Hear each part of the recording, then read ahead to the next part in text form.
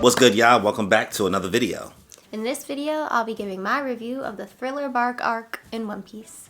But before we get into the video, please be sure to subscribe to the channel, as well as hit that notification bell to get notified for more content that I put out. So if you enjoyed this video, be sure to hit us with a like, and leave a comment, and let us know your thoughts on the Thriller Bark arc in One Piece. So, without any further ado, let's just get into it, y'all. If she ain't got a butt, fucking get into it, yo. Here we are, Thriller Bark.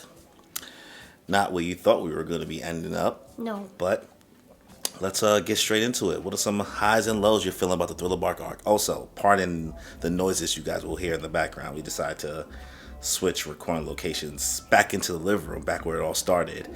And we live in a very Brooklyn type neighborhood, so there will be random music playing from cars outside in the windows. So Different sounds. So, sorry, not sorry, kind of. But yeah, what's some highs and lows you have for the Thriller Bark arc? Well, I did not hate it. I understand a lot of things that I've heard, like nothing happened. I didn't hate it. I remember when we first started watching it, my thoughts were like, I wish it was Halloween time. I would have really enjoyed it if it was like spooky season. And I felt like in the beginning, especially, I felt like we were in a Scooby-Doo episode. I don't know if that's a high or low, but those are just my initial thoughts. I was just like, what am I watching right now? I was just very confused because it went from very high of Ennie's Lobby and post Ennie's Lobby down to Thriller Bark. You weren't ready for the drop. It was a drop, but it wasn't at the same time because I did enjoy it. I liked the switch up, and I know we kind of needed this steady pace for what's soon to come. I know it just gets intense from here, more intense than Ennie's Lobby, I can imagine. Yeah. So, like, I don't hate it. I did kind of love it. That it was another arc where I just wanted to keep watching because I was like, what is happening? But it was more of like a what is happening because, like, what the heck is happening? I'm really confused right now. Yeah. It's fun, though. It was fun. So I think that was a high, was that it was a lot of fun. It was fun. It was different. The low was, it was random. Random. Random. It was just a little confusing. I didn't know how we got there, but then it all came full circle at the end. Yeah. Then you understood, okay, this is why we took this trip here. I guess a low was that there were no mermaids yet. I was expecting that. I was also expecting, I don't know what I was expecting, but not this. Well, your first thoughts at, like, when we first got here, your comment was, this feels like filler. It did feel like a filler. Because it was silly, but a fun silly. Yeah. And again, I understood why we were there towards the end. Yeah. We had to bump into some of the characters that we bumped into. So, yeah. It's interesting. Just an interesting arc. It was an interesting arc, but I did not hate it. Yeah. So, let's start getting into the arc itself. We arrive in the Florian Triangle. So, what are your thoughts when we first kind of start the arc out in the open seas? Well, I guess it started to pick up. Well, things started happening when Luffy decided to pull in that barrel and open the barrel because it shot off that red thing. Like a smoke signal, like a flare. Yeah. And then nothing happened after that. They were just Nothing happened. floating around, and then it got a little bit dark. The weather changed. And then they saw the ghost ships and everything. So as soon as it started getting dark, I was like, oh, now we're entering the triangle, because all we really know about the Florian Triangle is that ships just disappear. Yeah. So we didn't fully know, but you could kind of tell when we were entering there because it got dark, and then there was this ghost ship that appeared. Yeah. It's pretty much... So when the ghost ship appeared, they were kind of freaking out. And then the skeleton pirate emerged, who we end up loving. And, of course, the first thing... Well, the different reactions were hilarious. It was just, it was a very funny arc. Yeah. The different reactions were hilarious. Of course, Usopp and Chopper Not with it. and Nami, they were not with it. They were scared. And then Luffy was like, whoa, cool. And then Sanji, Robin, and Zoro were just kind of like indifferent. They're like, all right. Like, and then Luffy was just like, join my crew. Yeah, because they like drew straws to see who would go over there to the ship with Luffy. Yeah. And like, it was Luffy, Sanji, and Nami who go over there, and Nami's stressed. Mm-hmm. and then they come back and they're like, "Yo, we letting this dude join the crew." Yeah. And they're like, "Yo, you have one job, bro. You supposed like Zoro was tight. Like, yo, you was supposed to." And I'm like, not gonna make lie. sure As soon as we found out that Brook was, the skeleton's name was Brook, was a musician, I kind of had a feeling like, oh, Luffy wants him to join his crew. He's been saying this since He's day been one. wanting a musician Since day one. Yeah. He was like, "We need a musician, sir. We need a doctor." What do you mean? So, Brook. Let's get into Brook. I'm actually surprised you like Brook because a lot of people at first are not initially the biggest fans of Brook because he has like these little Sanji-esque moments, I guess. But Oh, he's gross. That was my first thought when he asked to see Nami's underwear. I was like, what are you doing?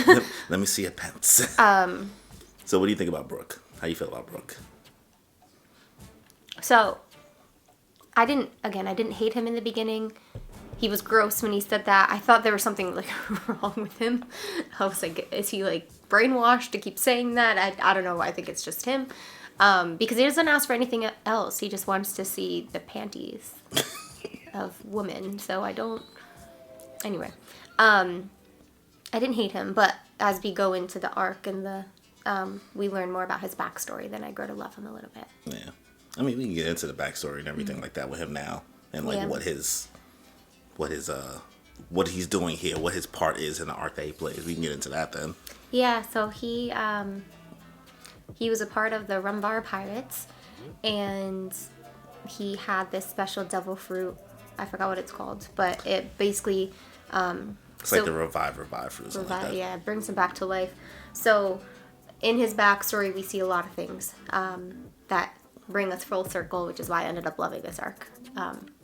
Not falling in love with it, but loving it. So he was part of the Rumbar Pirates, and the pirates basically, after the captain died of some plague, the Rumbar Pirates ended up dying because they were shot with some poisonous whatever. So the whole crew, the whole Rumbar Pirates, all died, including Brook. But because Brook had the revive fruit, he came back to life. But by the time the revive fruit hit him, he was already... That's the right name. I'm hoping that's the right name. You know what you're talking about. He was already a skeleton, so now he's just a walking skeleton. So Brook was a musician. Pretty much all the Rumbar Pirates were musicians. They got down with the music. But Brook was the most popular one because he played like pretty much all of the instruments. Were you like confused by his design? Yes. Like when you first saw him, like Yes. did you just like, all right, this is getting I was a little too confused by ridiculous? all of the characters in this arc, and we started with him. So, but do you want to get into the full circle now? You can get to everything. Yeah. Let's just get everything So Brook related the out that whatever you enjoy, highs, lows with him. With Brook, we learned that he and his crew were the ones that had to leave Laboon. So we go back to when the Straw Hats, Reverse Mountain, when the Straw Hats were entering the Grand Line, when we met the big whale, Laboon. And we learned that Laboon was waiting for his crew to come back, basically. And Brook and his crew was that crew. So that's why I'm like full circle. Now this arc makes so much sense. It was wonderful. Yeah. So Brook is basically, for 50 years, I believe it was 50 years, has been just on the sea. Oh, another thing, which we'll get into also more when we talk about more characters, but Brook's shadow is gone, so he is not allowed to go in the sunlight. So he's been staying in the Florian Triangle because it's so dark and there's basically no sun because of the clouds, which we learn about more later too. So he can't go in the sunlight. He's just been floating around for 50 years in the Florian Triangle, basically just reminiscing, and he's been staying alive, even though he has no choice but to stay alive because of Laboon. So he has this one thing in mind that he wants to go back to Laboon. And that's when I end up liking him a lot because we all love that whale. Yeah. So from there, Brook also lets them know, like, hey, that's why I can't join the crew and all that, right? Mm-hmm. Because I can't go in the sunlight because the shadow's taken. Yep. So basically, Luffy being Luffy, he's over here like, all right, bet, we got you. Mm-hmm. Like, you my mans now. Mm-hmm. So we start to dock onto Thriller Bark. So let's cut to the arrival on Thriller Bark. Yeah, so all of a sudden, things start to rumble and they get surrounded by an island, so it seems. Although it's not an island, it ends up being a ship, the Thriller Bark. Yeah. And... all because Luffy opened that thing. The It barrel. finally caught up to them. Because I was wondering if that was going to cause anything, because there was a little while where nothing happened. Nothing happened went after the red flare shot up. Yeah. And then it finally happened. Yeah. And we find out it was because it was a signal for the thriller bark. Yep. So they got surrounded by the thriller bark. They don't really think too much of it, although one red flag was Brook was like, all right, peace out, and then goes away, and we're like, where'd he go? Why'd he go? Yeah. And it's because it meant danger is coming. Yeah. But it was a little fun when we entered Thriller Bark, because we learned about the little mini Go Mary that Frankie made. So, who was it? Nami and Usopp on it? Nami, Usopp, and Chopper. And Chopper. Well, I think they got split up for different reasons. I can't even remember exactly what happened why they split up. I think they just want to ride or they wanted to explore. Oh, they around. was riding on it, and then it got like caught up in some wave. Yeah, there we go. So they're riding on it. They're really excited about it, and then, of course, like the weakest three, respectfully, smart three, but the weakest three. We call them the weakling trio. They are weaklings, but they're the smartest out of them. I mean, they're all very smart in their own ways, but these three are very smart. They use their smarts to defeat. They're smart. Smarts? Yes. Smarts. They're smart. To defeat people. But, so they end up being a trio, and they basically end up on the ark first. On the ark. On the ark? On the bark. On the bark? On the bark of the ark. On the Thriller Bark arc. They end up on the bark first. So, On the Thriller Bark okay, first. we'll get through this part. Don't worry. We'll get through it. So yeah, essentially we get our classic Straw Hat split up here, Yeah. right? So we have Nami, Chopper, and Usopp, and then we have a group of Luffy, Robin, Frankie, Zoro, and Sanji. Yes. So Nami, Chopper, and Usopp end up on the island. They start running into some of our characters who are on the island. So Yeah, they first meet the bat-looking thing, right? yeah, that random, I forget the bat's dude name. So yeah, they end up there. Well, no, first they meet the three-headed. Oh, the Cerberus thingy. Yeah, and then while they're on the island, we flash back to the ship, and that's when we get note of this invisible thing, because this invisible thing is really creepy with Nico Robin. Yeah.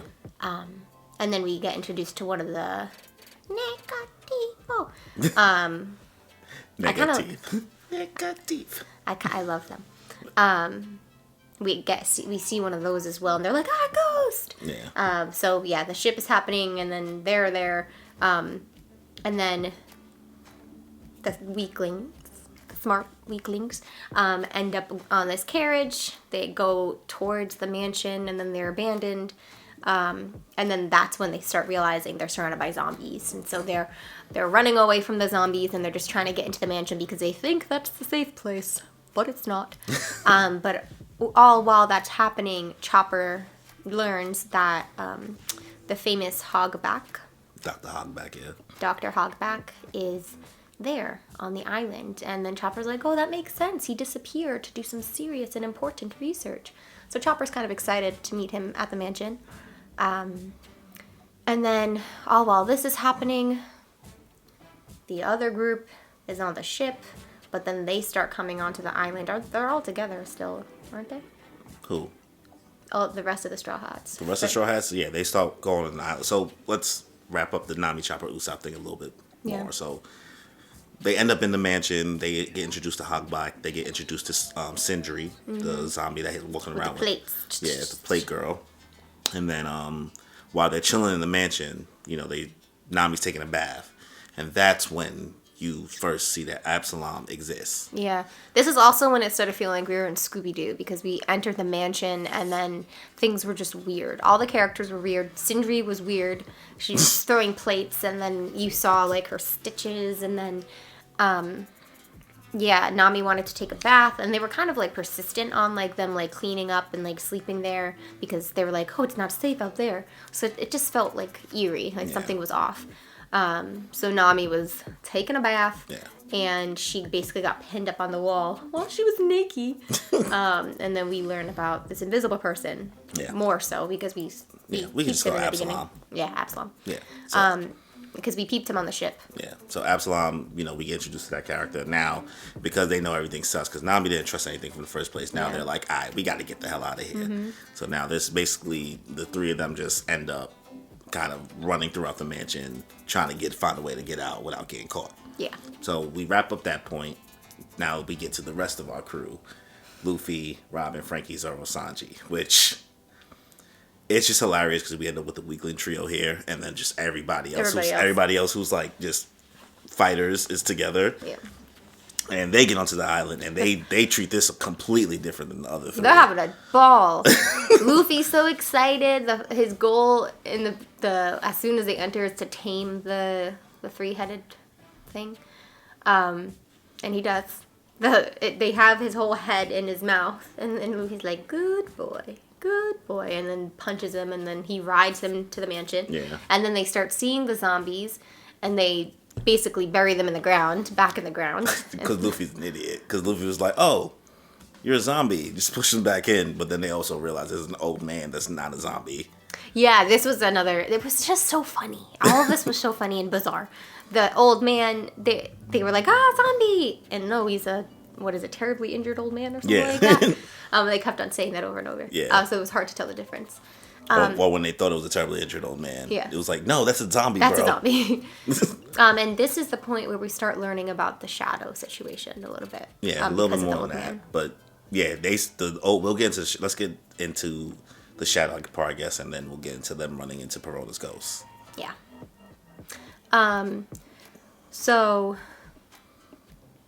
with the shadow, we learned that, so the old man, and it's just the old man at this point, right? Yeah. Who comes up to them. There's also so many random characters we're introduced to, but the old man comes up to them, and he's like, do me a solid, like, defeat Moria. Gecko Moria, yeah.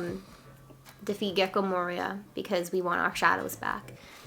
This is when we were like, oh, that's why Brook lost his shadow. Maybe that's why he randomly disappeared, because he didn't want to come back to it. So, like, defeat him and we can all get our shadows back. We can't go in the sunlight, blah, blah, blah. But we don't fully understand why he's taking his shadows or how he's taking his shadows. This is also where we learn that Gecko Moria is one of the 7 warlords of the sea. Yeah. The first one we were introduced that Luffy was against was Crocodile. So this is the second one that he might potentially be against. And then Luffy, being the kind heart that he is, he's like, yeah, I'll get your shadow back, don't worry. Yeah. So that was his goal from then on. Yeah. Was to find him.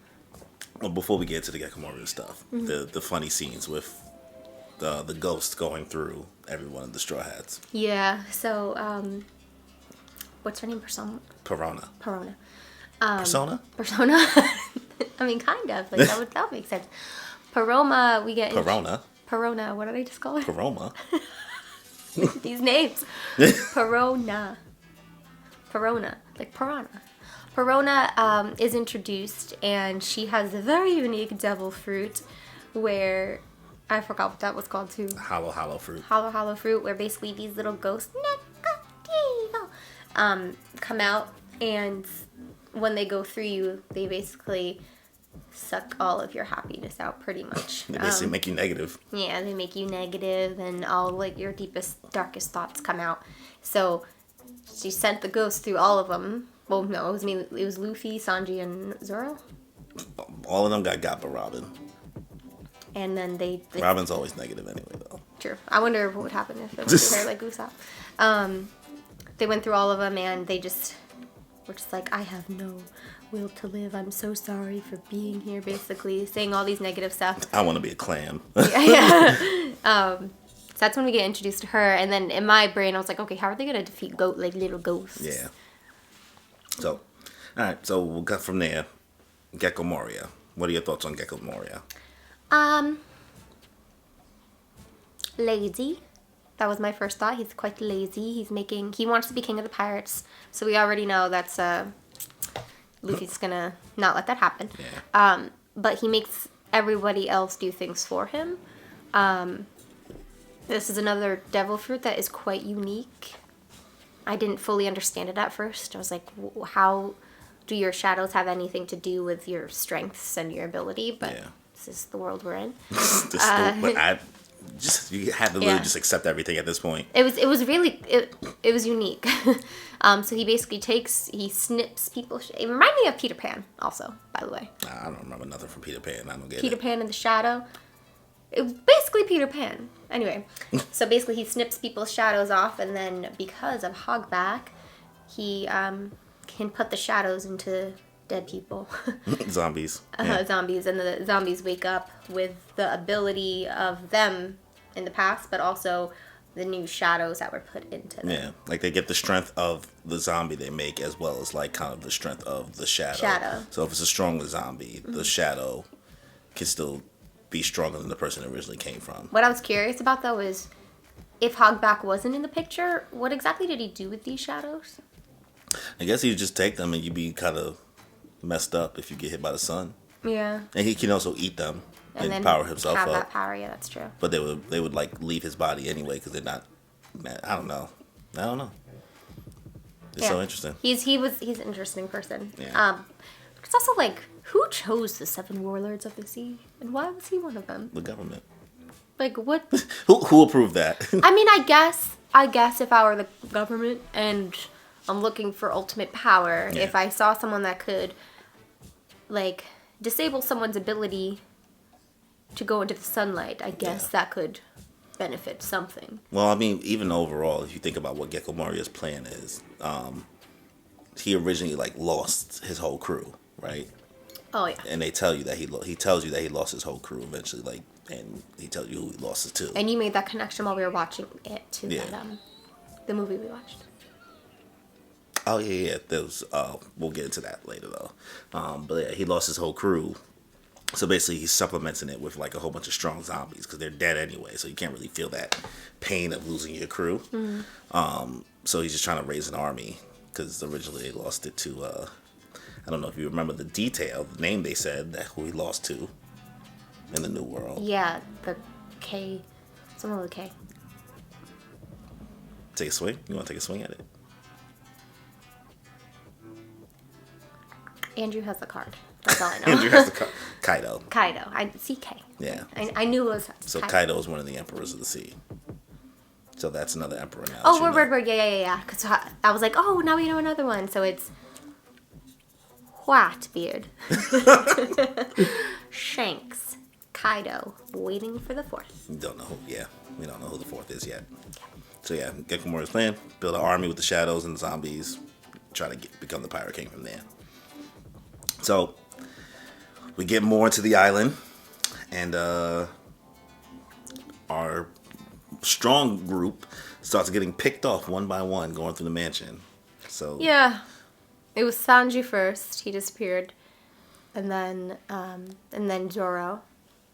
So you almost thought that Zoro probably just got lost regularly. I thought Zoro got lost, but no, they were taken. The shadows were taken, and then 3 of them are left?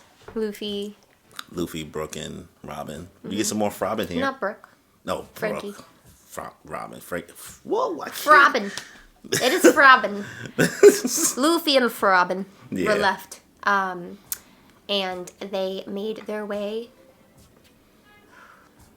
It's a lot of info. Yeah, did they?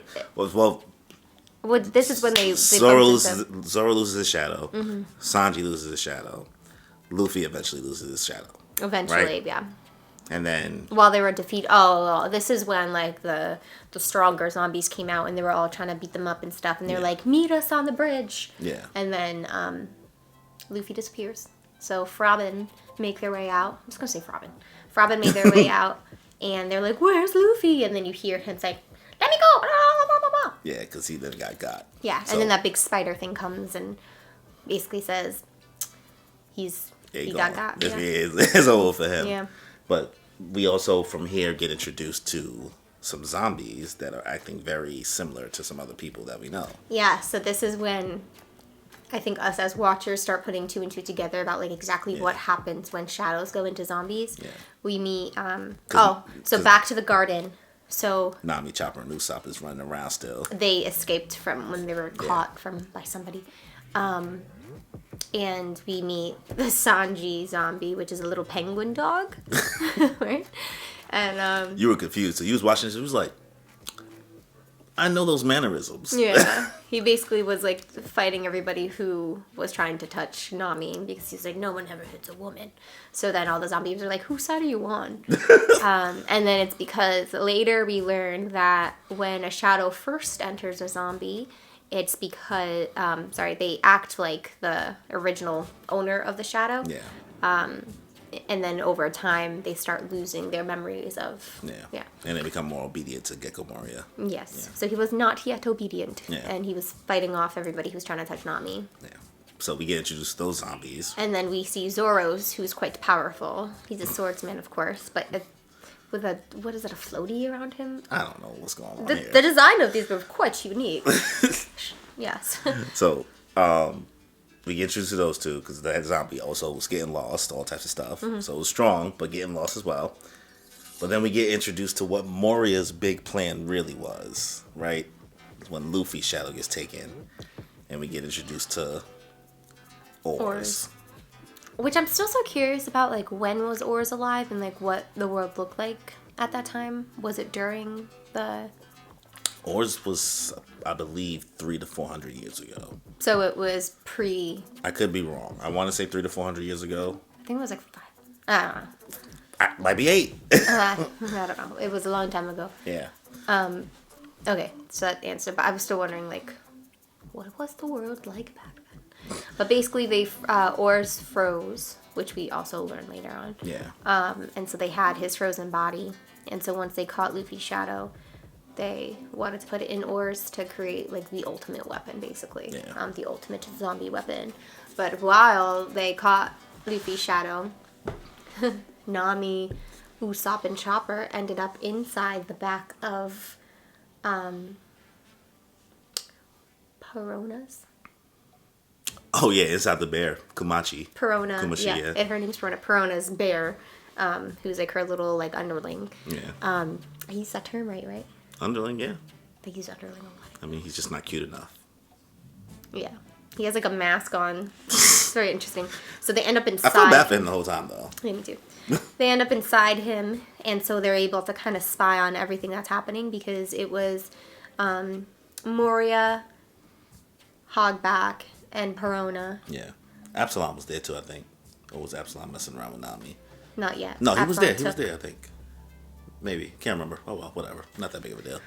They ended up in OARS, the little cave, and so they were able to see what the plan was. And basically, Luffy's shadow is going in there to create the ultimate zombie. Yeah.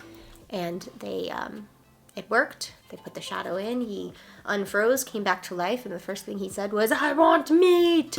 But then the 3 weaklings made themselves revealed, and that's when Absalom snatched Nami, turned her invisible, and ran off with her. And then Usopp was, like, regretting, like, letting her go and stuff. But yeah. So that happens. So this is where I got, like, annoyed because I was like, is this, like, the second time, third time Nami is, like, in distress? Getting taken. Like, come on, Nami. She's Daphne in this. Or, like, well, Princess, she's version of Princess Daphne. Peach, basically. Princess. I mean, Luffy wears red like Mario. Yeah. Well, not in this arc, he wears orange. They got different fits.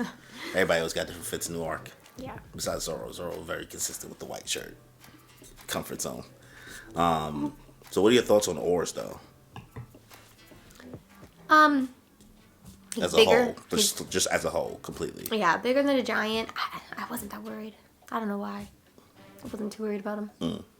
I also was just like, he's so big. Like, how can he not be defeated? I understand he's a zombie. Zombies can't be defeated. But I was like, he's too big to, like, be your weapon. If that makes, like, I don't know.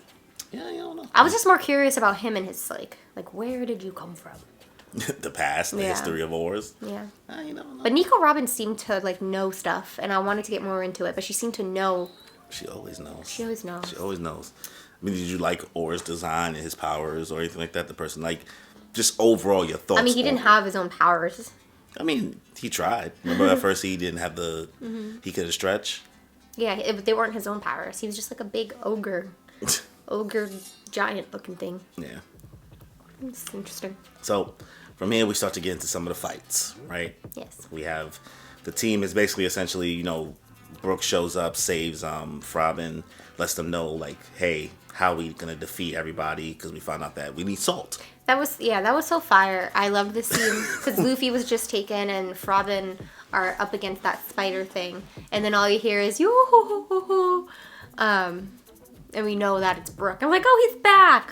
So that was cool. But yes, we find out that salt defeats the zombies. Yeah, because salt water, sea and water. I don't know. It's somehow everything connects back to the sea. I don't know. Because if what I understood from it was because it is a devil fruit that is able to give or take the shadows. So salt and something of the sea. Is salt from the sea? Yes. Just like all salt in real life. I don't know. These are not. This is no, not, I don't think so. This is not the point. This is not the top of those questions. No, because there's like Himalayan sea salt. Oh, sea salt. It just hit you. Sea I think salt. it's from like. Never mind. We're not scientists. This is not a science podcast, Yeah. and you don't want to put your teaching degree on the line. On the line, we're gonna skip past this. Cut this out. So we start to get into the fights. We got Luffy chasing Moria around the island because Moria can't be bothered fighting. So Luffy He's lazy. Luffy has to fight basically Moria's shadow. Moria is like patiently waiting for OARS to like get like through the Luffy personality. Get through his Luffy phase. Yeah, and then become his obedient little zombie, big zombie. So while he's waiting for it, Luffy finds him and then chases him around. But again, Moria doesn't fight at this moment. He's lazy and makes the shadow fight for him. I mean, he's not lazy because he's fully running around the island. He just ain't fighting. Yeah, and then he runs away. He got stamina. He's lazy in this moment. He becomes a little bit less lazy later. Yeah. So that fight's happening. What other fights are happening? Frankie and Robin Yeah, they're just trying to help try to get all the shadows back. Yeah. And then Brook ended up in there too, and Yeah. that's when they like all got the salt and Yeah. everything too. Oh, Usopp. Should we get into Usopp? Well, let's start with Sanji and Absalom first. That fight. Oh, so wedding. We're jumping to the wedding? Yeah. Okay, let's jump to the... So the reason why Absalom took Nami was to marry her, because what is consent, I guess. And Nami was unconscious this whole time. And they basically, one of the zombie underlings was basically holding Nami up during this wedding. So uncomfortable and gross. And Absalom was trying to kiss her, and then the rumbling started happening of oars, and so he couldn't kiss her, thank goodness. And Sanji shows up saying, like, get your hands off her. Sanji really kind of stepped up and showed his truth strength in all of this. But towards the end, I forgot exactly why, towards the end, Absalom was able to take Nami again.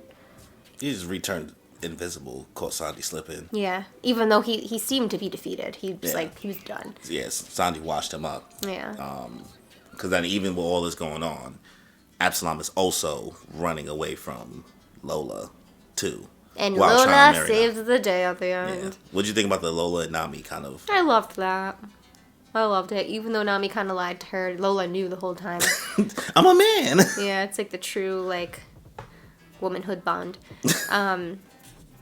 Yeah, so Lola kind of saved the day. Not Sanji. Were you annoyed by Sanji at any point in time, like during this arc? So there's a lot of people who really think that this arc makes Sanji look horrible in regards to him like wanting Absalom's devil fruit. No, because then he gets past that. you think it's fine because he gets over it? He lets it go. Yeah, he gets past it. He's like, you know what? I would never want this devil fruit. Yeah, I don't think he looked too bad. You thought it was fine? Is it just because he wanted it? It's because he wanted it, because he made such a big deal. Like, really, bro? You want the clear fruit? I mean, what do you think about the clear fruit? It was cool to be. It's creepy. Well, actually, no. Okay, I guess I understand because Sanji wanted the clear fruit to look at woman naked. Like how he's like. All right, I guess that's gross. I get if his intentions were different. I forgot about that part. If his intentions were different, then maybe it wouldn't be so bad. But I guess I do see why he looked bad for wanting it. You want to give him the nasty award? Yeah, nasty award goes to Sanji and Absalom. They're both gross. This is the nasty award. I don't know. The nasty award. Kudos to them. They were both gross. But Sanji gets over it. He's like, you know what? I don't want that fruit. Yeah. I guess I see it. What do you think about Absalom's character? Gross. He was gross. You just say Absalom. Yeah, he was really gross. Some people prefer, like, I just wish he didn't exist. Yeah. Yeah. So, Sanji and Absalom, we have that fight, but then we have Usopp versus Perona. This was funny. So, Perona's little ghosties could go through everybody. We don't know about Nico Robin, though. But the little ghosties, Negativo ghosties, could go through everybody, but they could go through Usopp, but they didn't affect Usopp because he's always negative already. So, she was just kind of in shock and a little bit scared because she was like, I can't defeat him if... Yeah. So they were fighting. The bear ended up becoming a part of it, but then the bear got lost at one point. Usopp shot him with something. Put salt on the bear, yeah. But then Usopp couldn't fully defeat her, but he did with tricks. So he put a bunch of fake cockroaches on her, and then he got that fake giant mallet and pretended to crush her, and she basically fainted of shock. Yeah. And so he defeated her. Yeah. Not defeated her because she came back. She was fine. She passed out because she basically faked her out. Yeah. I mean, do you like Perona? What do you think about Perona's character design, the fruit, the devil fruit overall? It's everything's just unique in this arc. I mean, do you like it? What do you like? Do you think it's cool? Like, do you think it's? I think do you think she's annoying because she has that laugh? I liked her. I think I liked her. She was cool. She was a cool. I don't know. She was a cool character. Yeah. I mean, your boy also shows back up Which during boy? this fight. Which boy are you talking about? Soge King. Oh, yes. You really did want to talk about it. I kind of forgot because it was up. It was a big deal. It's a big deal. Mm-hmm. Soge King. Mm-hmm. Nope. Not this video. Not happening. Okay. Nope. Fine. All right. So next fight, we get Brook versus Ryuma, who is the person that actually is a zombie that actually has Brook's shadow. So this was cool, and we learned why Brook didn't really want to come back because he was defeated by. Got washed up by Ryuma. His name is Ryuma. But Ryuma was a cool character because we learned that he's like defeated a dragon. He was a powerful swordsman even before Brook's shadow, so it made him extra powerful. So Ryuma almost defeated Brook again, but then Frankie and Zoro came to the rescue. Yeah. So all these battles, these fights that are happening, like, aren't usually just between those two people. Like Sanji and Absalom. Didn't end with them. Lola actually ended up saving Nami. Yeah. With this one, Brook didn't end up winning. Zoro ended up kind of saving the day, and Frankie took Brook away. Yeah. And then Zoro ended up fighting Ryuma. This was really cool because as soon as they mentioned Ryuma's sword, I was like, Zoro's gonna get his third sword. He needs a sword. I was like, this is gonna be his, and it was a really good battle. But then Ryuma was like, you're deserving of this, bro. Here you go. Yeah. So Zoro ended up winning. This was Zoro's arc. This was Zoro's arc. It really was. I mean, I don't know what happened. I don't think anything happened to make it be his arc.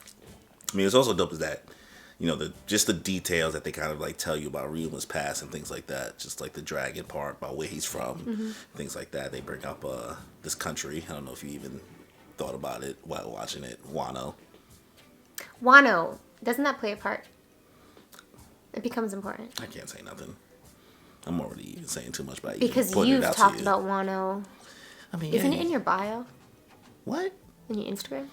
Yeah, I think you might be thinking about when I used to play Animal Crossing. Yes. It was his island. It was... Okay. Yeah. So Wano's important, and I'm excited to find out why. It all comes full circle.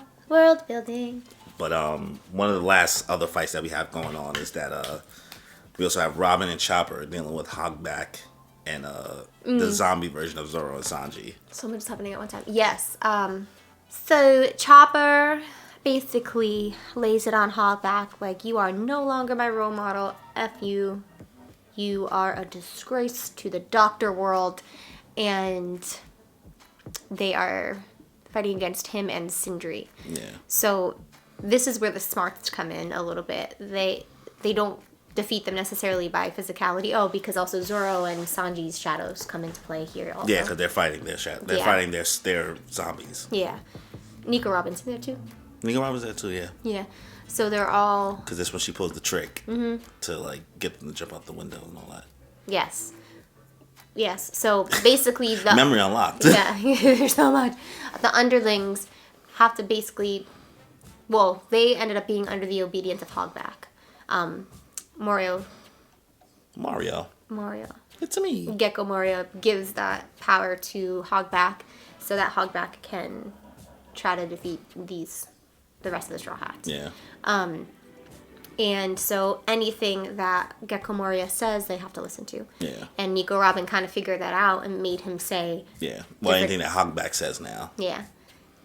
So they took it very literally and jumped out the window and fought each other because he said, like, get rid of these pests. But because it's Sanji and Zoro, they look at each other as pests. So they ended up fighting each other, which ended up being really helpful. And then I think it's Chopper that's going on this huge speech about how, like, you are more than... To Sindri. Yeah. Because Sindri's, like, he's, like, also treating Sindri like trash. Mm-hmm. Cause oh, yeah, because he made her, like, lick the floor. Yeah, because Hogback's a nasty man. This is like, he had somebody else who he was obsessed with that wasn't even into him. He revived that person, but put somebody a whole different shadow in it. Yeah. And it's... Yeah, Sindri was like a... like an actor or a model or something like that. An actress. So we then cut to somebody else shows up on the island. We were not expecting. So we don't know who this person is. Well, I mean, let's just get into everything about the person now. I think at this point, like, we're not really trying to go beat by beat. We're not trying to retell another arc. Let's just give your thoughts on this character as a whole. Yeah. Right? So, Kuma shows up on the ship that Perona's on because she wakes up, trying to escape, taking all the gold and everything. It was Sunny. Yeah, on the Sunny. Perona was trying to, like, unload. When she finally woke up, she tried to put everything on the Sunny. So Kuma... Because she thought it was about to be a wrap. Yeah. She was right. Kuma shows up, and it becomes... At first, we're like, who is this? Because I think with the episodes, it, like, ended... It didn't show you exactly who showed up on the screen. Yeah, and then we find out more. So that was pretty cool. Kuma shows up. He is another warlord of the sea. He's scary because I think we really saw his power. At first, I thought I still don't fully know what the pawpaw fruit. He has the pawpaw fruit. I don't fully know what it does. I know it does something with power and air, and he makes it paws. It paws. He makes paw. The dog's over there.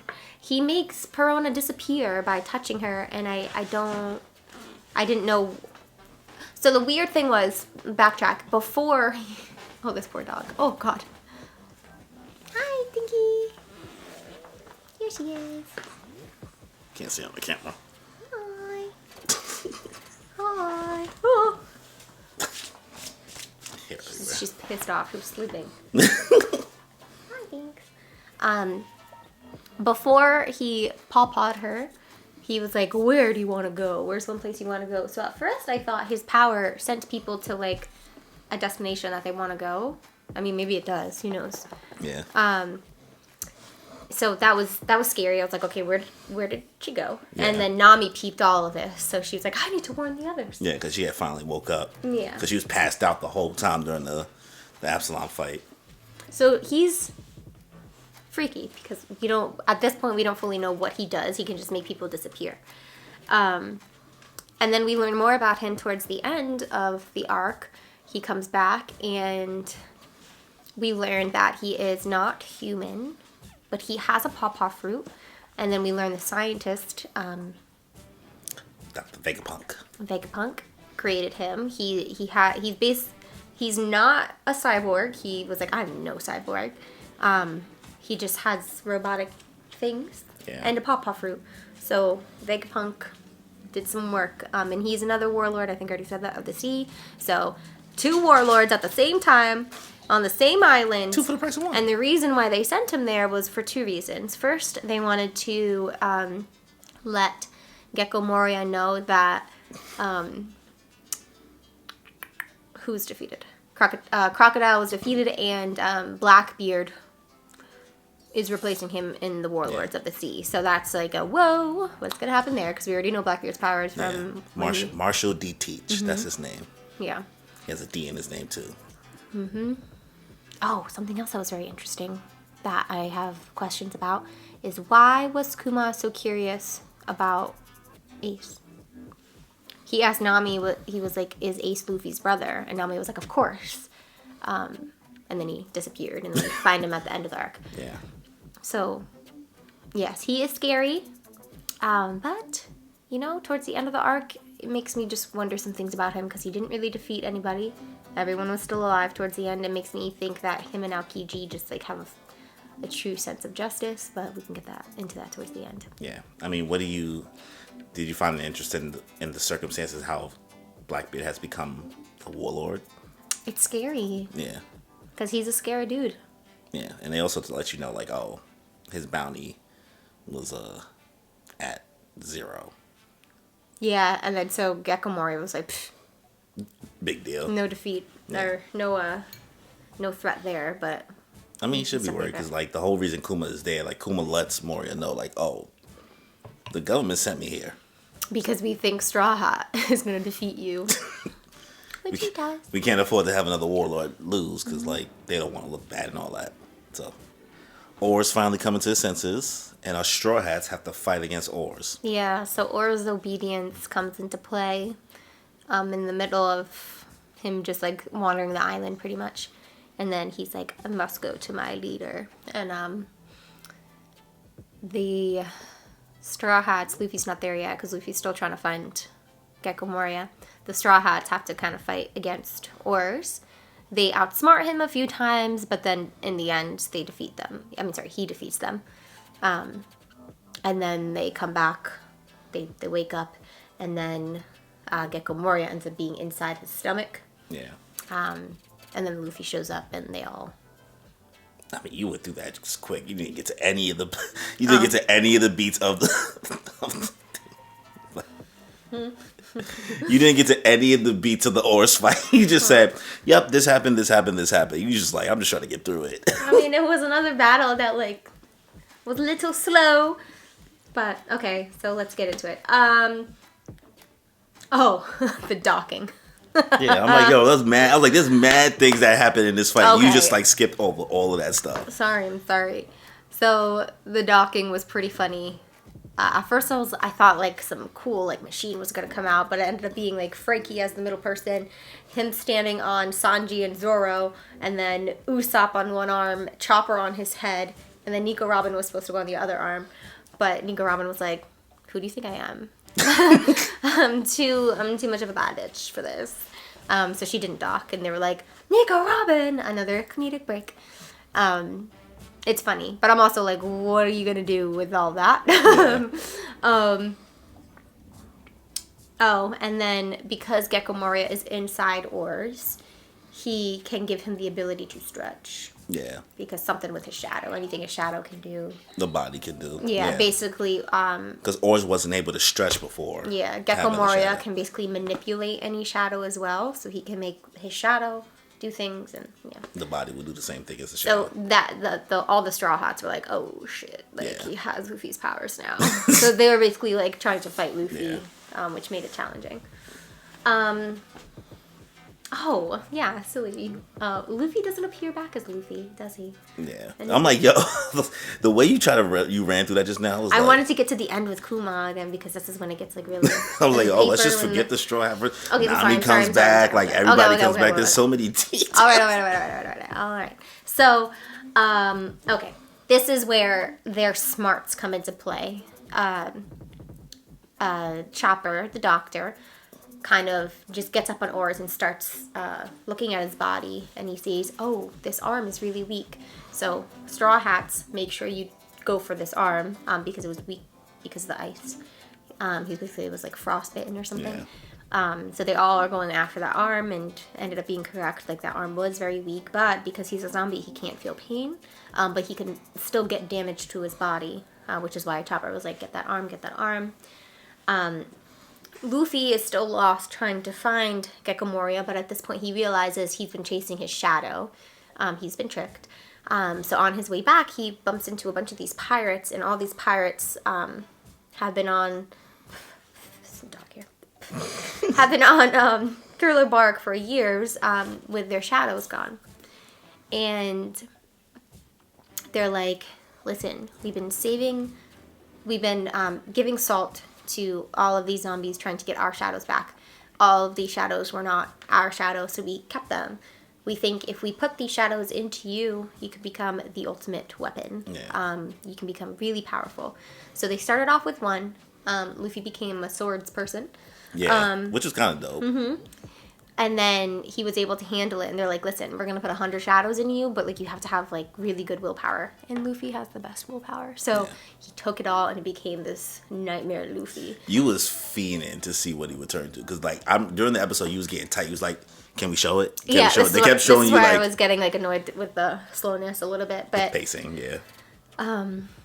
And then he finally showed up a few episodes later. Or mad episodes later because they're still fighting. Later.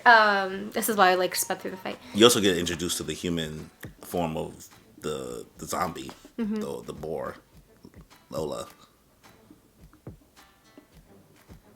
Yes, but we don't know that yet. Well, I mean, we're not going to sequence over. Okay. We just... Yeah, so the captain of this pirate crew ended up being Lola, which ended up being really special in the end when Nami found that out. Yeah. I loved that. I had no idea when we first met her. I didn't put two and two together until Nami found out. Until it was said that it became obvious. Yeah. To you, like... Because even she said, she's like, marry me. And I was like, that went over your head completely. Yeah, it really did. I really missed that one. Yeah. But I loved that for them. So what do you think about Nightmare Luffy versus that OARS and Gecko was Moria? really cool. But the timing again, I was like, okay, you only have 10 minutes. Like, why are you taking your time? It was the longest 10 minutes of my life. Yeah. It's like 30 minutes, technically. But he was really cool, really powerful. He ended up being able to defeat OARS, even though he ended up coming back again. He's a zombie, so you can't fully defeat them. But he was really cool. But it kind of sucked because we thought that would defeat him, and then it didn't. So then regular Luffy had to come into play, which ended up being. Then that Gecko Moria ends up coming back anyway because Gecko Moria was inside of OARS this whole time. Yep. But basically with him on the ropes, actually holding this out, Gecko Moria activates his Shadows Asgard move. Yes. And absorbs all the of shadows. them, and he becomes giant. Yeah, it becomes huge. Yeah. And then also like the sun is rising at the same time, and this is not what we want to happen. So let's get into that. Yeah, so Nico Robin's shadow also got taken during this fight too. So now Nico Robin's shadow is gone, Sanji's shadow is gone, Zoro's shadow is gone. Brook got his back. Brook got his back because Zoro defeated Ryuma. Yep.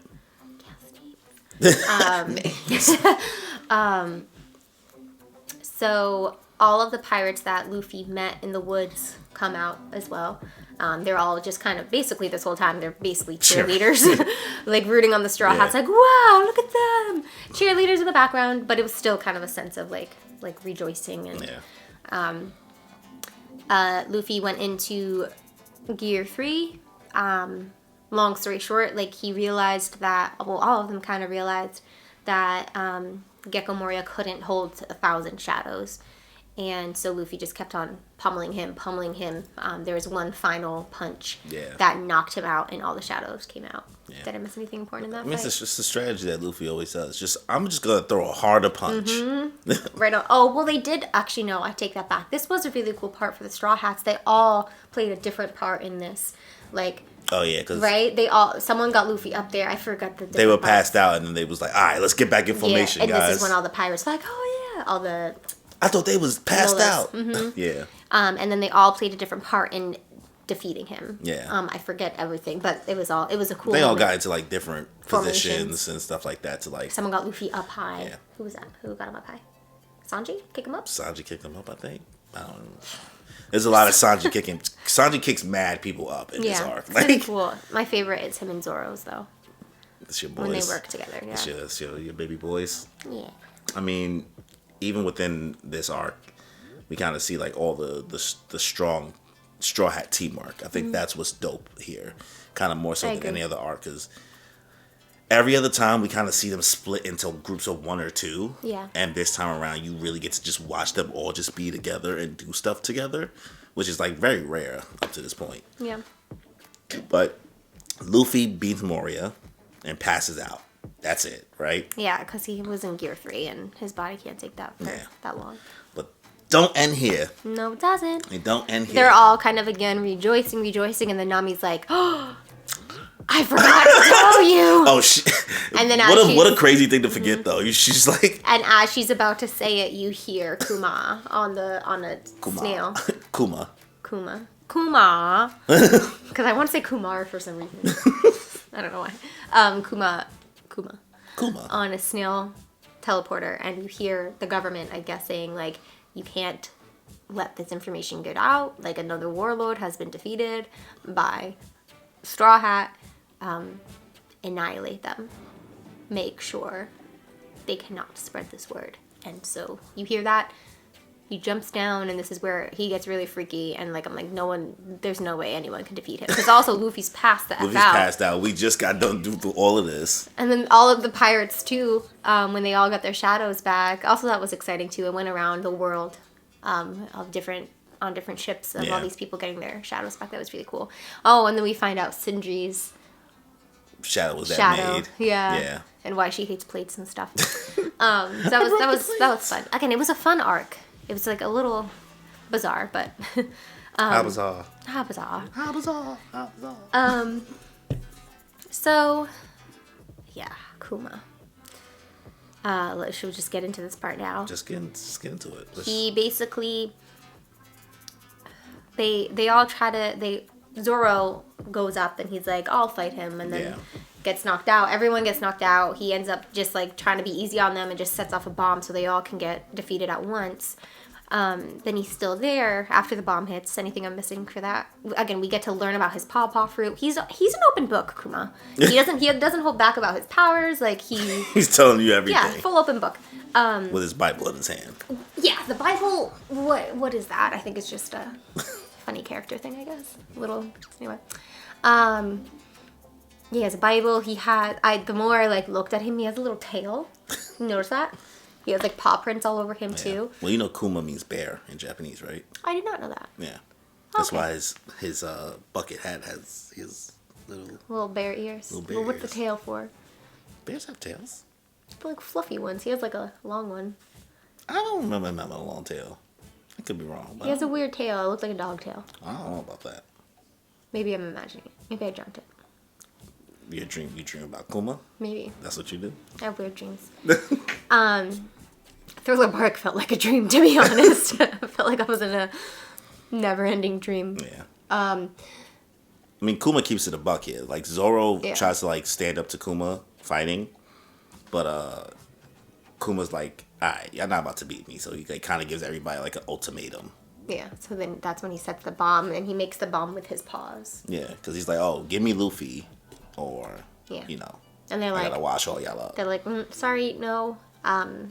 Sets off the bomb, but nobody does. Yeah. Everyone's knocked out. Everyone's knocked out, and this is Because they're like, nah, we're not giving you Luffy. Yeah, which was dope. Even the new pirates that they just met were like, no. So this is when the cool stuff happens, where nothing happened at all. Yeah. So Zoro wakes up from the bomb, and Kuma's just like, damn, you're up. And he's like, I will not let you take Luffy. Instead, take me. And then Sanji comes around. He's like, no, take me. Yeah. But you also skip, Zoro attacked Kuma. Well, that was and before you the bomb. realize, nah. Oh. There was Zoro got back. Zoro attacked Kuma for once, did nothing. Zoro got back up after the bomb, and then tries and again. did a little slash, and that's when we get the realization that Kuma's a robot, has robot. Oh, yeah, tendencies. he slashed his arm, and then the arm is like... Yeah. That was good sound effects. Electronic, you know? I mean, I think everything else we need is I think you have stuff in your notes here, so. I'm not even looking at them. Sorry. Okay, yeah, so then realizes he can't defeat him after that because we realize he's kind of a robot situation. Yeah. Created by the government, the scientist. And that's when Zoro's like, take me, I'm not gonna let you take Luffy. This is when the true like Nakama is like, well, really kicks in. And then Sanji appears out of nowhere. He's like, no, take me. And then Zoro just like knocks him out with one blow. Yeah. And then Kuma's just like, true Nakama here. That's He's what like- that's he's what like, I'm imagining him I like that. say in his head. But then again, he gives him another ultimatum. He's like, okay, fine, I won't take Luffy, but you have to endure basically everything Luffy is feeling right now. Yeah. And so he takes all of the pain out of Luffy. Which, because like, what he a has weird- that power too. Like, what is this fruit? What is? He's Dog, he's can you powerful. take away our pain? Yes, With take your all paws. away our With your pain. paws. If you could see her right now. Mad. And so then he takes Luffy's pain, he turns it into a big orb. Paw. Paw. And then he gives Zoro a taste of it. It's very painful. Again, Sanji's knocked out, so no one sees this happening, although we found out people were watching. Yeah. And then Zoro was like, all right, well, let me do it elsewhere, so I'm not doing it around people. Yeah. And he takes it all. No, so I'm not doing it around other people. Yeah. And he takes it all in. It's off screen at this moment. But then Kuma leaves, doesn't take Straw Hat, doesn't take anything. This is why I'm like, What's his deal? what is his deal? That's why I think him and Aokiji are kind of very similar in their true sense of justice. And I also almost feel like they want to see this new era of pirates come to life. Well, Kuma's still a pirate, though. Remember that. He's not a Marine. Oh, yeah, because he's a warlord. Yeah, he's a warlord. He's not part of the Marines. Yeah, but even him and Aokiji are with each other in the end. Remember? I don't know, him and Garp are. Are they? Yeah. I don't remember that. Kuma's with them. I think Kuma's with Garp. Because Garp's like, ha ha ha, that's my grandson again. No, I don't remember that. Maybe I missed that. I wasn't there when you watched those like final episodes, so Yeah. Yeah, I think he was with the Marines. yeah. Anyway, so then everyone wakes up and everyone's like, where the heck is Zoro? Yeah. And then Sanji, like, remembers what happened. He's like, oh, shit, let me go find this guy. Like, what if he was took? Yeah. And then he finds Zoro just standing in a pool of his own blood, like, dripping blood and blood everywhere. And then Sanji asks, what happened? And this is where it comes. Nothing happened. What'd you think about this part? What'd you think about this nothing happened? Because I know I said it to you last video. It all made sense. And you were just like, It all what do you made mean sense, nothing man. happened? Like, what, is it a whack arc? Like, what'd you think about this moment for your boy? It showed the true meaning of Nakama, and it also, like, and not just Nakama in that he, like, took his friend's pain, but that he, in addition, he didn't want to boast about it. He didn't want Luffy to know that I took your pain for you, bro, like some people do, because it's like, I learned this thing. Chasing the clout. Yes, I learned one of these things. This is what it reminded me of. Learned this thing in one of my psych classes. Like, when you give money to a homeless person, do you do it to make yourself look better, or are you doing it because you genuinely care? Usually the people that do nice things and then kind of talk about it like, oh, I gave money to a homeless person today, do it because they're trying to make themselves look good. Yeah. But Zoro is the opposite. He does it and he's humble about it. He doesn't go and boast about it, even though he could have. But he knows that it's going to make Luffy upset. Yeah. So that's what he says. Nothing happens. Even though there are some witnesses who did see it and they want to boast for Zoro. But Sanji actually is just like, no, don't. Like, this is going to make Luffy feel like shit. Yeah. I mean, what's also interesting Big is moment for him. that when Kuma's leaving too, he also like says to himself like, I don't know why, but he brings up Dragon. Yeah, he's like, you truly are the son of Dragon. Yeah. He's like, oh yeah. You have good friends. You have, yeah. Yeah. Like he's like, oh Dragon, you got a good son. I want to know all these connections. Yeah. I'm so excited. It's a lot of information. I know this arc feels a little short. It kind of flies by, but it's just like there's a lot of things that aren't happening here. It was entertaining. The fights and stuff are a bit of a blur. They always are for me. I'm not a big fighter, but also the fights are so long and slow paced that I'm just kind of like. But there are big moments in fights that I appreciate, especially when they work together. Yeah. But the ending of this arc was intense. Yeah. So let's get into the aftermath after nothing happens. Yes, after nothing happens is when a lot of important things happen. We are on a ship. I don't know where the ship came from, but it is an escape ship that Absalom, Hogback, and Moria get on, and they are escaping. And while they're there, they're kind of reflecting on what just happened. They're like, what the heck? But then also they're reading the newspaper, and they see that Ace is locked up, which we know as viewers is because he was against Blackbeard. So where is he locked up? Not sure. What's his state? Not sure. Yes. So then we go back to the crew, and they're about to party. But before they party, again, they're rejoicing and stuff. Luffy has some questions. She's like, what happened when I knocked out? Why do I have all this energy? Yeah. And then these two pirates, the kind of annoying pirates, they come in and they're like, we know what happened. But then Sanji's like, meet me outside. Yeah. And, and Tanji's like, explains basically, this is not your business to tell. Not, he doesn't really say those words. He said mad aggressive. Yo, it's not your business. Not your business, but this is the reason why we're not going to say it. Like, Zoro doesn't want... Oh, Zoro was also knocked out cold. Like, cold. Yeah. Sleeping hard. Sleeping hard. So Zoro couldn't say anything. So Sanji was here speaking for him, and this is where I kind of loved Sanji in this moment, because he knows what Zoro's wishes are, which is nothing happened. Yeah. But, Sanji actually didn't know what happened. So those two pirates told Sanji, Yeah. this is what happened. We were peeping, like, we know what happened. And Sanji was like, oh, so Right. don't say anything, though. Yeah, keep that to yourself. Yeah. And then Brook also let Sanji know, like, oh, I saw it too. I saw what happened too, bro. Yeah, which is why I think Brook gave Brook more of a reason to join the crew, I Yeah, think. because Brook was like, I'm like, y'all cool. Y'all Yeah. cool peoples. Yeah. But then, during this whole after party and stuff like that, we finally get Luffy and Brook kind of having a conversation. Yeah. We kind of get more into, like, Brook's backstory and things like that. Yeah, deeper. so now they're all celebrating, feasting on Sanji's meals. Brook is playing the piano, as a musician does, and then Luffy's just like, hey, sitting on top of the piano, like, what you doing? You're dope.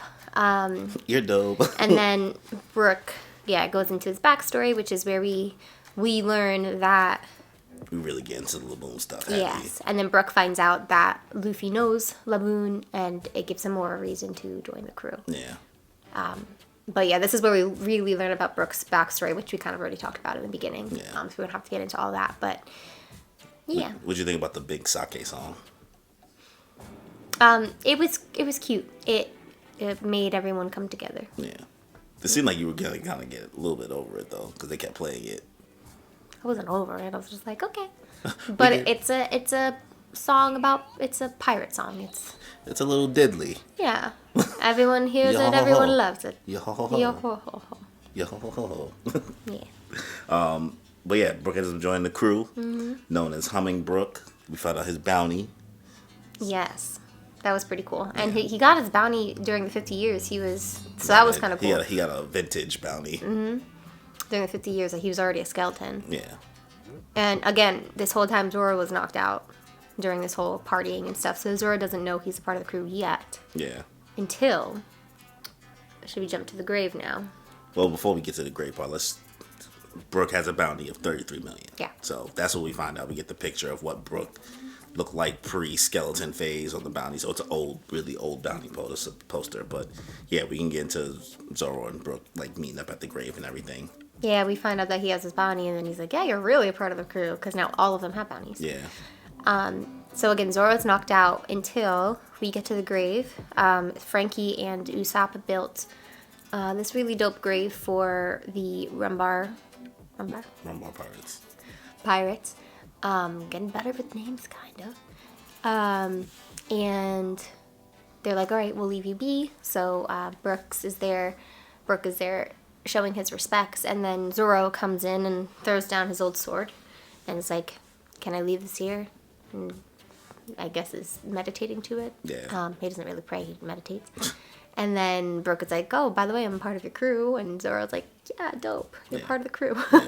That was a cool moment between them. But Zoro's like so cold, it seems. Like, he shows that he has no feelings. But in moments like that, you see his soft side, which is what I like about him. Oh, because that's when Brook admits to Zoro, I saw what you did. Yeah. Too. So then Zoro knows that someone knows what he did. Yeah. So, It's crazy stuff. yeah. But nothing happened though. Nothing happened. Nothing happened. But yeah, from after that we get some random tidbit with Lola and Nami. So this A is little when connection. this is when Nami learns that Lola is Lola. Yeah. That saved her. Yeah. And Lola doesn't fully remember that, but the reason why she found out was because she called Nami something. What was the nickname? Namito? Namiso. Yeah. Namiso, yeah, yeah, Namiso. Namiso, yeah. And Nami's like, wait a second.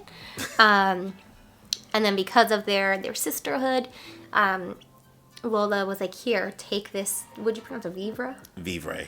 Vivre. Take up half of my Vivre card. This So is think about it like this to help you.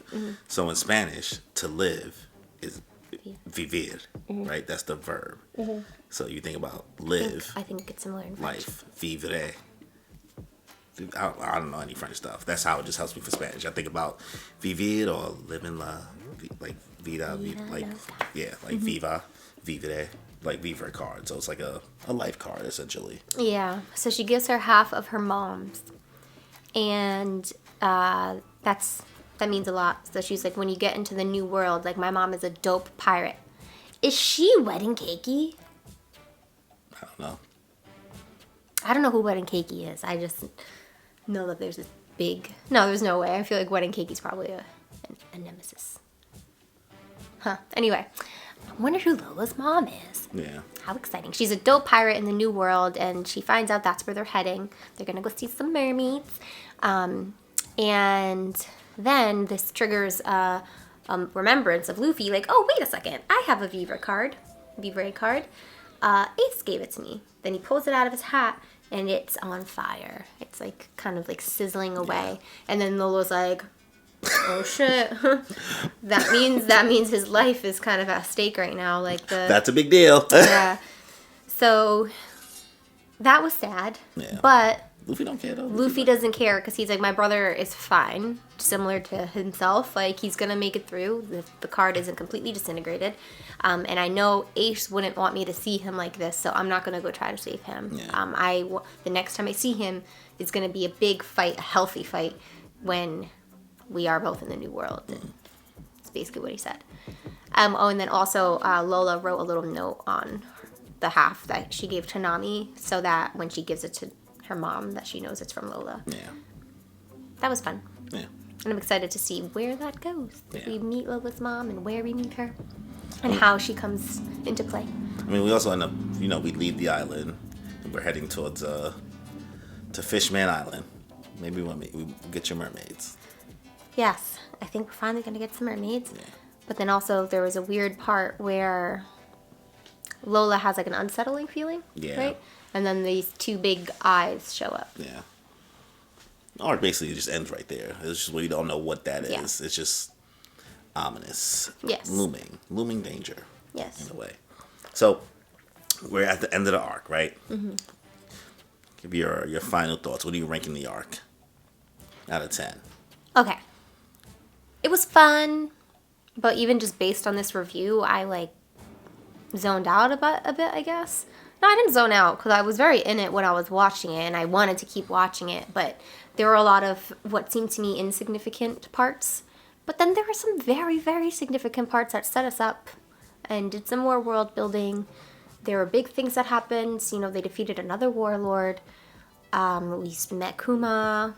We didn't meet. We learned about another emperor. So there were some big things.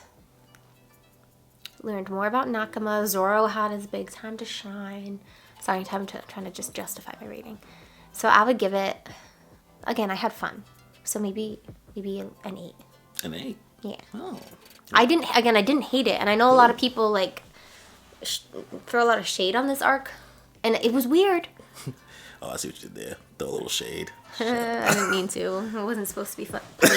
But I had fun. So I want to give it an 8. Okay. And I like weird and quirky and bizarre things. I will watch this again around Halloween time. Like that again. That's what I was like. Damn, I wish it's Halloween right now. Instead of watching Hocus Pocus, I'm gonna put this on. Instead of watching Hocus Pocus, I'm gonna put on Thriller Bark. You gonna let Thriller Bark replace Hocus Pocus? Yes. It might be blasphemy. Somebody might get you out of here for that one. Oh well. Do you think the arc could have benefited from being shorter? Maybe. Like maybe 10 episodes shorter? Probably. Yeah. Yeah. But it was fun. Again, I get it. And I'm sure a lot of these, what seems insignificant right now, is going to play a significance later. Just kind of like Laboon. Right. So. Yeah, I mean, who would have seen that Laboon thing coming? Yeah, you exactly. Oda did it again. Because it would have happened. You were sitting, because when we first got into the arc, you were kind of sitting there like, what are we doing here? What's going on? What's the point of this? Mm-hmm. And I kind of let it sit until the Laboon thing was brought up, and you was just like, no way. No way. I forgot all about this whale. They had to show you. They had to give you the full episode again to show you, to remind you about the whale. Yeah, everything happened at the end. Everything important happened apart from us learning about everything that mattered was at the end of this arc. Yeah. Besides when we learned about one of the emperors. Yeah. The third emperor. Yeah, that was just Moria just talking. Yeah. Yeah.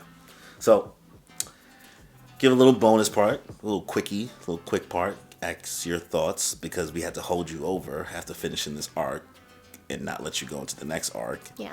And you just want to watch things that's just. I've been watching related. so many random filler episodes just to let the time go, because I usually finish an arc or saga way before we film. It's just me getting the time to film. It's hard sometimes. So I finished this.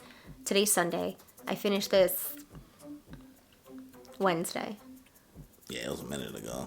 Yeah. I finished it on Wednesday, so I had to go a few days without watching anything. So I watched filler episodes. Yeah, I watched some funny filler episodes, and then we watched. So we watched One Piece Strong World. We watched the One Piece movie, One Piece Strong World. Yeah. Prior to this other video, we also watched that other movie with the sun that was on, the sunflower flower thing that was on people's head. Yeah, which is why we related this arc to that. That same feeling with that character from that movie. I think that's One Piece movie like 4 or 5. I can't remember the exact number, but it's when they're on that Bonnaroo Island, something like that. I forgot the name of it. Whatever. But One Piece Strong World. We watched that.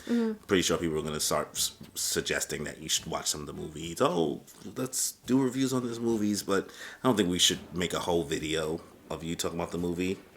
Like, that's not your thing, doing movie reviews. I mean, even this reviews in general is not my thing. But what'd you think about it? What did you think about One Piece Strong World? Just quick thoughts. I liked it. It was like more world building when we didn't need it, really, because it's not really too related to this. I know this character you said plays a part, is mentioned in the story eventually. But Nami becomes a damsel in distress again, which is frustrating. We meet some weird creatures again. It was I liked it. It's entertaining. What did you think about Shiki, the villain? Shiki was cool. The fact that he could like basically levitate and make anything float, because there were like different types of sky islands basically. And then he basically wanted to defeat the East Blue. Destroy the East Blue. For what reason exactly? Because he was salty about Roger. He was salty that Roger beat him. Oh, yeah. Roger's from the East Blue. Yeah, because Garp... Yeah. Yeah, so he seemed like a bit of a threat, but obviously the Straw Hats pulled through. Yeah. And then all of the little floating islands came crashing down. But yeah, I was just more like frustrated that Nami became a damsel in distress again. Especially just coming off of Thriller Bark, where she was a damsel again. Yeah. Nami, come on. That better be the last time. Yeah. I mean, I think Strong World's fine. I like it. It was fun. Yeah. It's chill. It's low stakes, because like, I don't know if you can kind of feel the difference when watching the movie versus like feeling the structure that you get from an arc. Yeah. Like, does it feel the same, or does it feel like kind of like off a little bit? It feels off because there's not much world building. Yeah. And I mean, yeah, it has to kind of stay a little contained because it's a movie. Yeah. So, all right. So, that's your quick thoughts. If you had to give Strong World a ranking too, I don't know. You could barely remember the movie. Oh, yeah, I can't. She gives it a 2. No, I don't give it a 2. A 4. The movies are just like in its own element, so it's hard to really rank because they don't really. Maybe you might like the future movies that's coming up. I want to watch more. They keep getting recommended on Netflix. Yeah. So, that's it. We'll end the video here for this review of Thriller Bark. Yes. But before we end this video, if you haven't already, please be sure to subscribe to the channel, as well as hit the notification bell to get notified for more content that I put out. So when you're enjoying this video, be sure to hit us with a like and leave a comment, and let us know your thoughts on the Thriller Bark arc in One Piece. So, on that note, y'all, Enjoy your life. I'm feeling great and feel the vibe. I'm really grateful we alive. And I'm feeling great cause lately I've been on the way to something great.